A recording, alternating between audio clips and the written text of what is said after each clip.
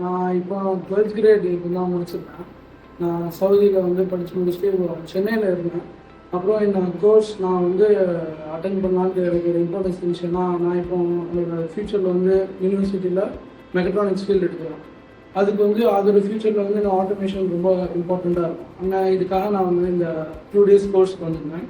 அதுக்கப்புறம் நான் இங்கே வந்து எல்லாமே முக்கால்வாசி எனக்கு நியூவாக தான் இருந்துச்சு.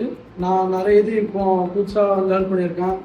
பேசிக்ஸ்லேருந்து எல்லாத்தையும் லேர்ன் பண்ணியிருக்கேன். அப்புறம் வந்து எப்படி நம்மளே ப்ராக்டிக்கல் ஒர்க்ஸ் நிறைய சொல்லி கொடுத்தாங்க. அதனால் வந்து வெறும் சாஃப்ட்வேர் லேர்னிங் அந்த மாதிரி மட்டும் இல்லாமல் நம்மளே ஏதாவது பில்ட் பண்ணுற மாதிரி ரொம்ப ஹெல்ப்ஃபுல்லாக இருந்துச்சு. Thank you. Hi everyone, I am Rajib Mohammed. I am BE Mechanical 2026 pass out.